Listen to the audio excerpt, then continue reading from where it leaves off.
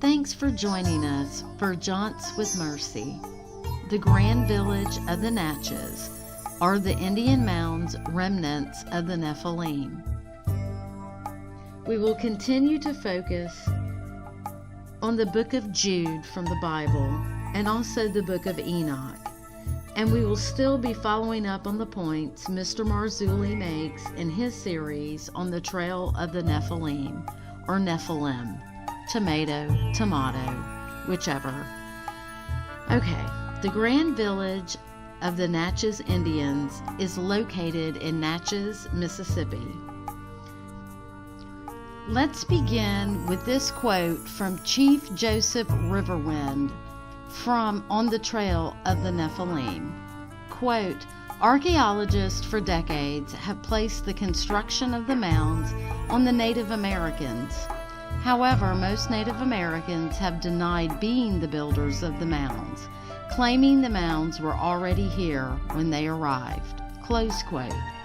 Interestingly, some Native American legends or folklores claim the mounds were constructed by the secret knowledge of the Star People. Who are the Star People? First, let's look at the brochure provided at the Museum of the Grand Village, printed by the Mississippi Department of Archives and History.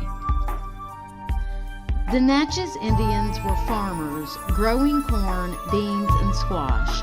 Corn in particular played a prominent ceremonial role in Natchez society.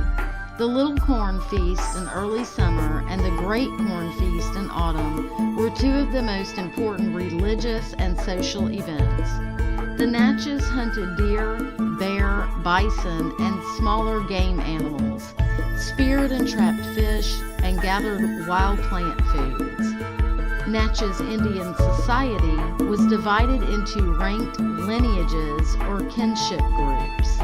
Inheritance through the female line or matrilineal kinship determined one's membership in a lineage. The highest ranked lineage was known as the Sun family, S-U-N, led by a hereditary chief called the Great Sun.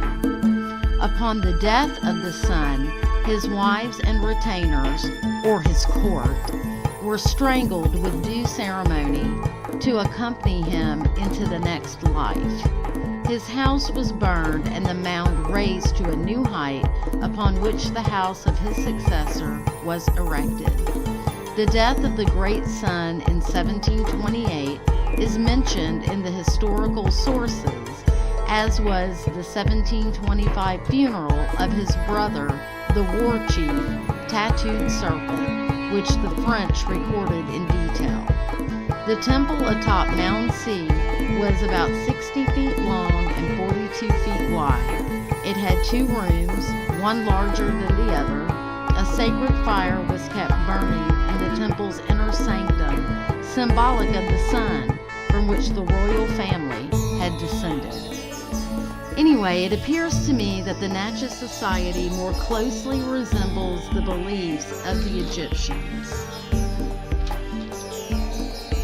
or more ancient civilizations.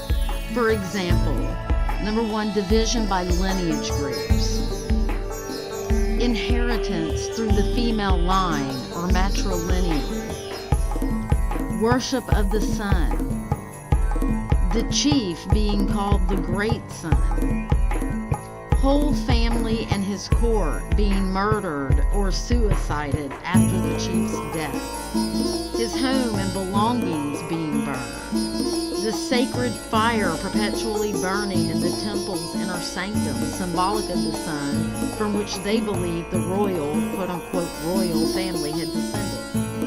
Okay, usually occult worship is associated with sun worship.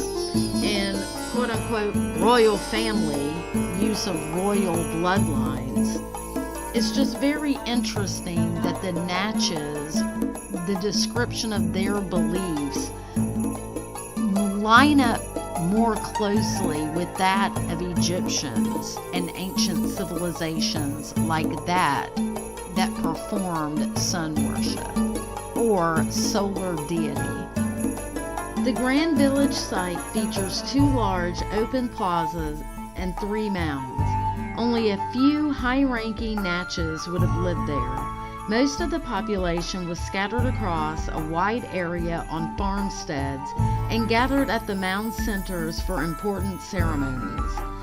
French colonial descriptions of the Grand Village focus on the Great Sun's Mound, known today as Mound B, and the Temple Mound, or Mound C, each about 8 feet high.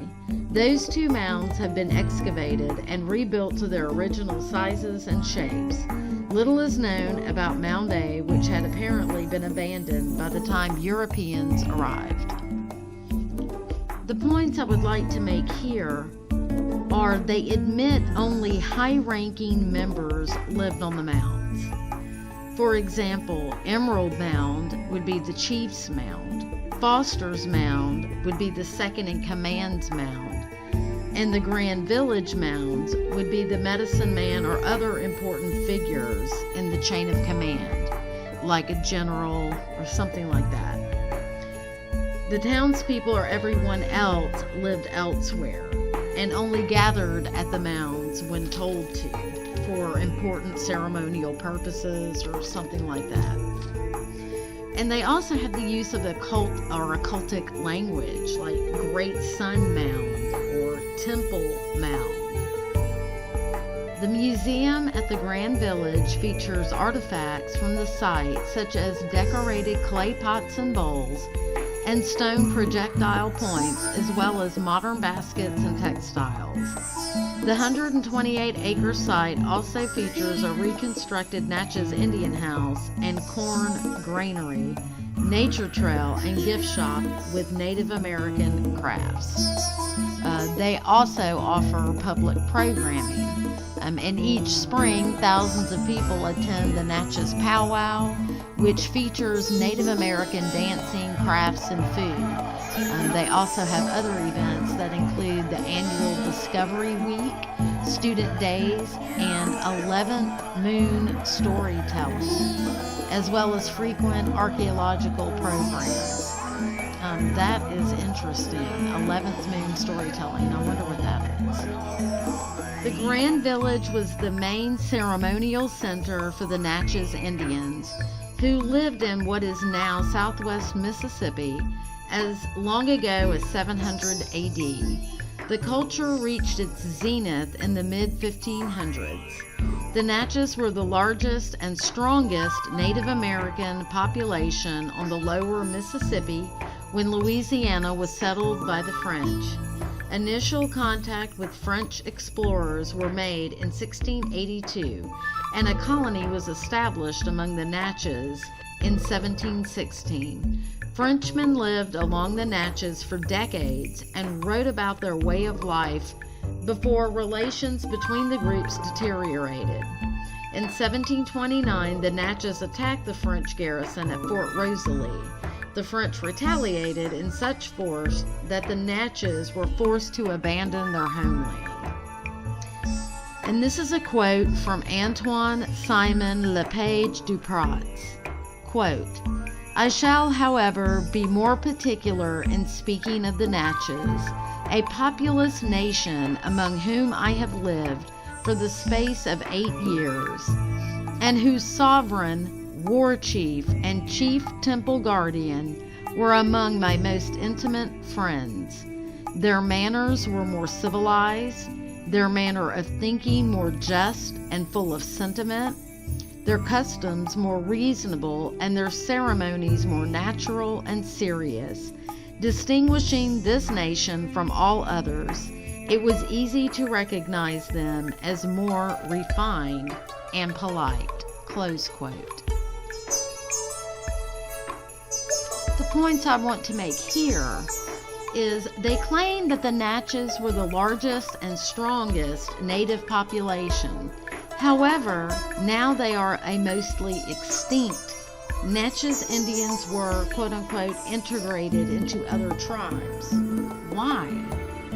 The legend goes they were mostly killed off by the French, and the remaining were absorbed into other Native American tribes.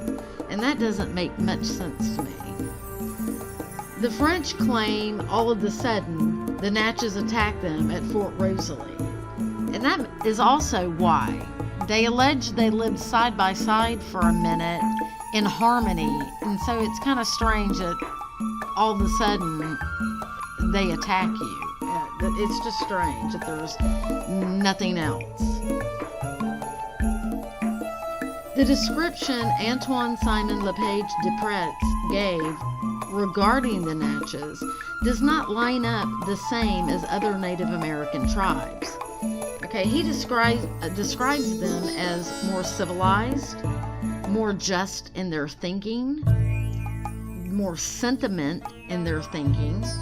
They have more reasonable customs, more serious and natural ceremonies. The Natchez are more distinguished, more refined, and polite. If all of this was true, then why did the French murder them? All of these descriptions are very different, in my opinion, than most other Native American tribes, and it lends to the question, why?